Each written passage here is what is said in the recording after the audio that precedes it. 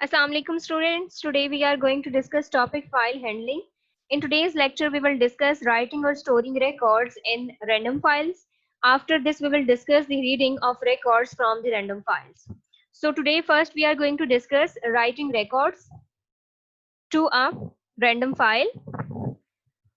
As we have discussed in the previous lectures, random files में record को directly access किया जा सकता है as compared to sequential file in which we have to access a record in a sequence.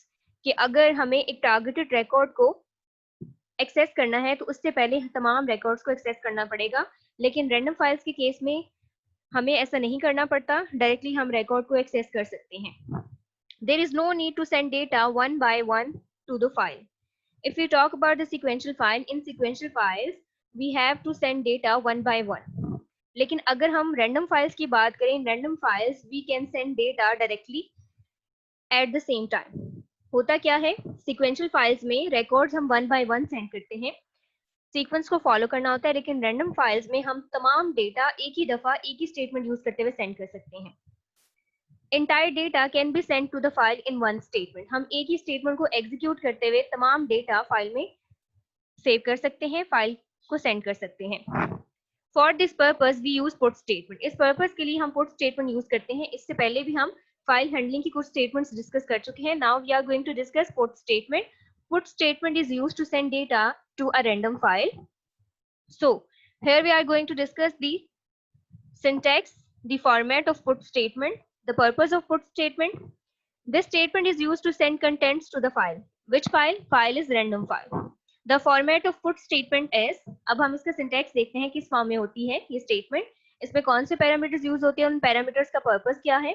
So this is the syntax, this is the format: put, number, buffer, record number and record variable. Students, here in the put statement format we have buffer. Buffer हम पहले भी discuss कर चुके हैं. Buffer is the primary memory section where the data of the file is loaded temporarily. ये हम पहले भी sequential files में discuss कर चुके हैं. इसके अलावा हम starting page जब open statement को discuss कर रहे थे तब भी हमने buffer को discuss किया था. अब हम next points discuss करते हैं. Next we have record number and record variable. Buffer को हम डिस्कस कर चुके हैं. Buffer is the primary memory section. अब हम देखते हैं रिकॉर्ड नंबर और रिकॉर्ड वेरिएबल क्या है. Record number is the number for the identification of a specific record.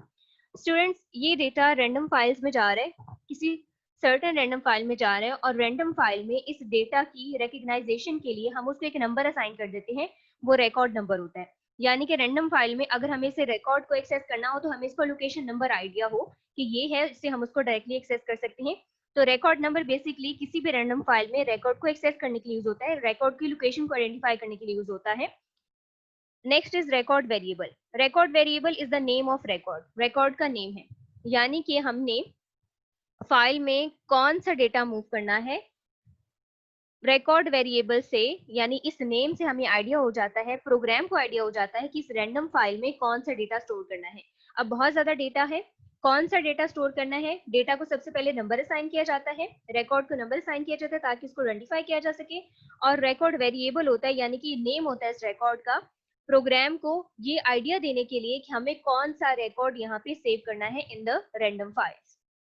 Next we are going to discuss the reading of records from random files. Complete opposite operation of put statement. Students, in the previous slide we have discussed put statement. Put statement is used to store or write data to a random file. अब हम discuss करेंगे how to read data, how to read a record from a random file.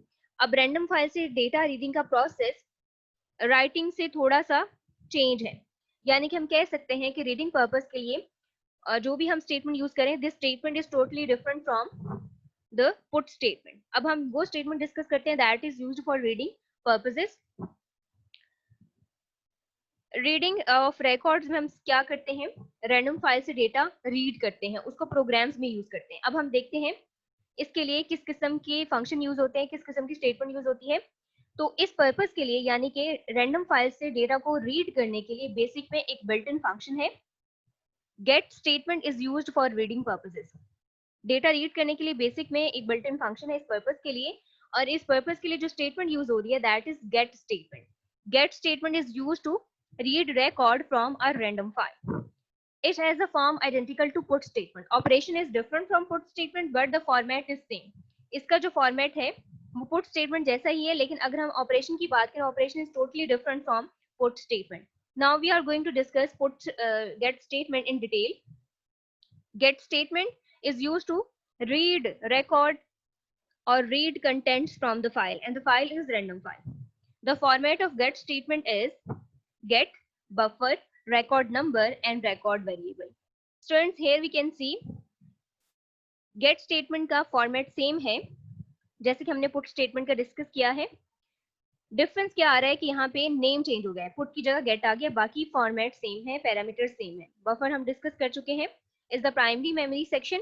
इसके अलावा हम record number और record variable को भी discuss कर चुके हैं, रिवाइज कर लेते हैं. Record number basically random file में किसी भी रिकॉर्ड की आइडेंटिफिकेशन के लिए एक नंबर है.